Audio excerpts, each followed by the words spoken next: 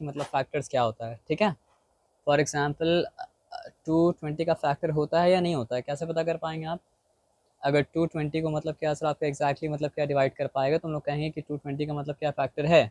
तो 2 10 का मतलब क्या होता है 20, उसके बाद कोई रिमाइंडर क्या होता है सर आपका नहीं बचता है।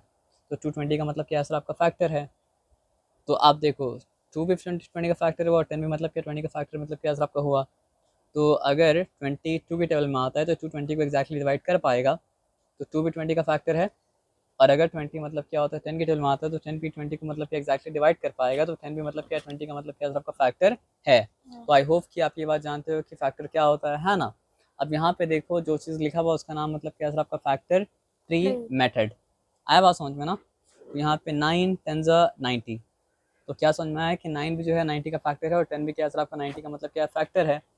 तो जिस तरह फैक्टर ट्री मेथड से आप क्या किए 90 का फैक्टर निकालें, उसी तरह मतलब क्या सर आपका फैक्टर ट्री मेथड से यहाँ पे क्या करना है सर आपका 10 का फैक्टर निकालना है।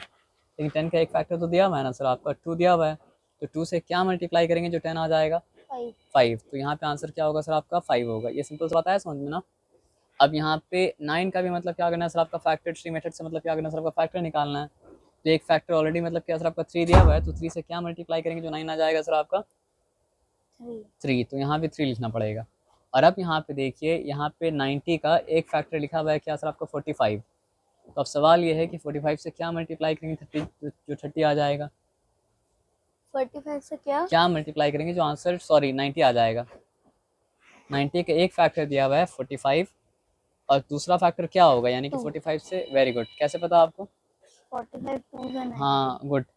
अब यहाँ देखो 45 लिखा हुआ है और 45 का दो फैक्टर्स को पता करना है जिसमें से एक फैक्टर 15 मतलब लिखा हुआ है। तो हमको सोचना ही पड़ेगा 15 से क्या मल्टीप्लाई करेंगे जो मतलब क्या सर आपको 45 आ जाएगा 3 ना। चलो गुड। अब उसके बाद यहाँ पे आओ, यहाँ 15 लिखा हुआ है और 15 का मतलब क्या सर आपको दोनों फैक्टर को मतलब क्या फाइंड आउट करना है। तो बताओ 15 क्या कौन सा ऐसा दो नंबर है जिससे मतलब क्या सर आपका जिसको आपस में मल्टीप्लाई करेंगे 15 आ जाएगा। 5 और 3। तो हम 3 और 5 लिख सकते हैं या फिर क्या लिख सकते हैं सर आपका 5 और 3 लिख सकते हैं।